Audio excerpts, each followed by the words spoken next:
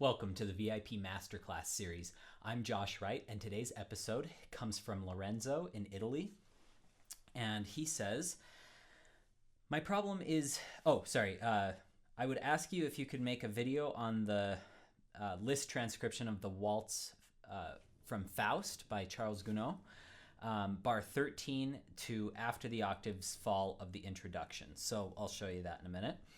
He says, my only problem is to get this bar, which is a quick octave passage that should be played strictly in tempo, to 210 beats per minute, and I start to get messier after 180. And I actually have to disagree with you on both accounts. It shouldn't be strictly in tempo because there's a lot of freedom in this. And then he also writes accelerandos. And then also I checked your tempos, and they didn't make sense because, so here's 210. I'm assuming you're saying for the quarter note.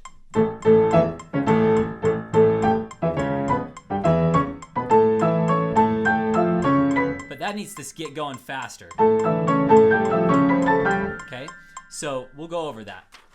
I just wanted to clarify that because it's not meant to be strictly in tempo. If it takes less than 15 minutes, it would be great if you could give even more advice on the glissando part after the andantino, which is one of the most tricky things I've ever played. Haha. So I'm happy to do this video for you, Lorenzo. Thank you so much for being a member of VIP.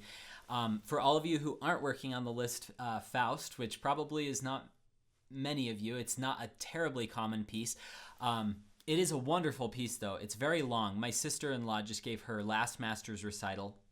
I'm actually her professor for this year because I was filling in for my previous teacher at the University of Utah, who was my sister-in-law's teacher, and she did brilliantly with this, but it was a struggle of a piece. So I have some, for those of you who aren't working on it, basically what we're going to be doing today is talking about accuracy, and especially accuracy with octaves, and then on the glissando parts, just general advice for glissandos and how you can make a quick passage work when glissandos are inserted. So not only accuracy, but we're going to be talking about how we can get around the keys a lot faster today as well.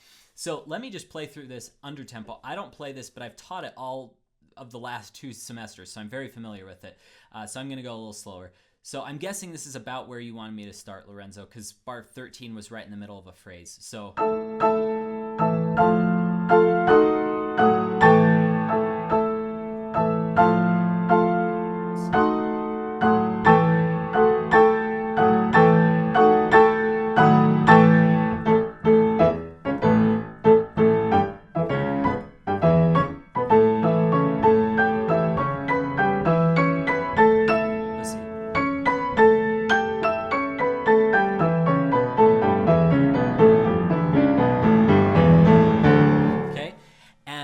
on list concerto right now. I have to play it this weekend, and I've had to relearn it and memorize it. It's about 50 pages, just the first movement I'm doing this weekend. The first movement's 50 pages, and there's a lot of really crazy octave passages.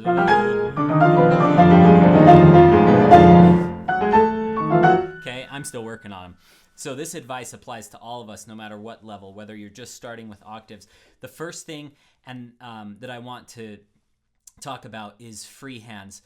So this is just an exercise in not staying in a position. So that's, if you're writing this down, no hand positions when you're playing octaves. You do not want to go and stay in those positions and then try to just shift your hands. You want to completely abandon those positions. So I'm in a neutral position, then I quickly find my next position. The reason you abandon the position is your hands are looser and they can quickly find that next position. Okay? The next thing that I want you to practice is up-down exercise. So I want you to go up, down, and when you go down, you land in your next position. I didn't do that right there. So let's just try this hands alone first. So you're going to go up, you're going to bring your wrist back so it's pointing straight up, and then down. You don't want to hurt your wrist doing this and throwing it so hard that you hurt it. What every single person, including me, does because Sergei Babayan taught me this method, and I've never played looser and after I learned this method. It's just amazing.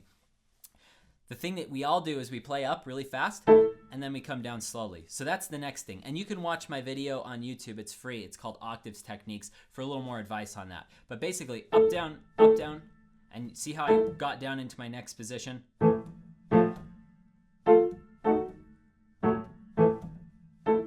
What that does is it gets your wrist loose so that when you're...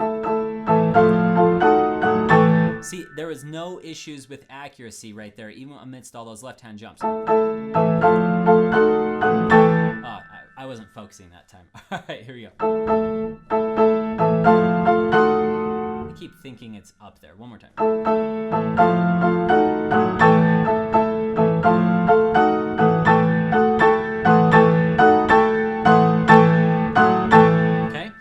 Let's get on to this next part because I think this is the much harder part than that. But that I would apply those to there. Now, thank you so much for watching.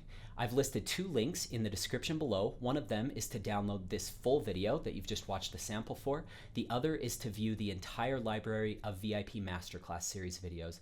I hope you've enjoyed this. Have a great week. Good luck in your practice sessions.